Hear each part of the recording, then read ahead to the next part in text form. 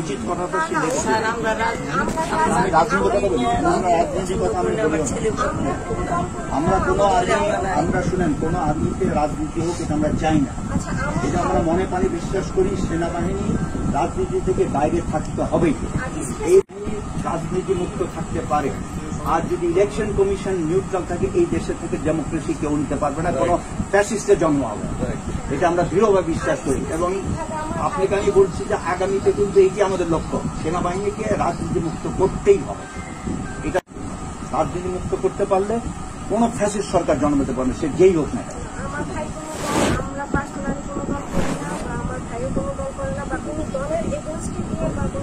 কিছু করার দরকার নেই। আপনাদের আমরাও তো সেনাবাহিনী চাকরি হচ্ছে, আমরাও কোনোদিন করিনি। আমি তো 2006 সালে রিটায়ার করি, আমিও কোনোদিন আমরা চাকরি করেছি। যখন দেশের ভালোবাসার কথাই বলতেছি, আমরাও সেটা চাই। যখন তোমরা চাকরি করছো দেশকে ভালোবাসো, যেটা ন্যায় নীতি সেটা পক্ষে তারা। আমরা বাংলাদেশ, আমি বাংলাদেশ মিলিটারি ছিলাম,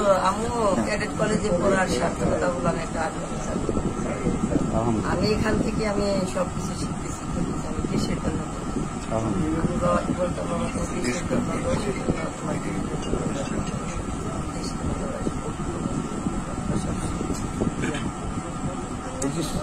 স্যারের কথার সাথে মিলছে দেশপ্রেম। একই স্যার যে কথা বলছে স্যার একই, সবার দেশপ্রেম থাকে না, উচিত। সেটার জন্য তো আমরা লড়াই করতেছি। সেটাই সেটাই সেটাই সেটাই শোনেন, আমরা বাংলাদেশ মিলিটারি, আমি বাংলাদেশ মিলিটারি কমান্ডার ছিলাম।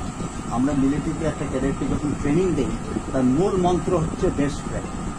এবং অনেক সময় অনেকে বলেছে এই সেনাবাহিনী বুঝিয়ে আওয়ামীকরণ হয়েছে। আমরা বলছি নো, নেভার, এটা করা অসম্ভব।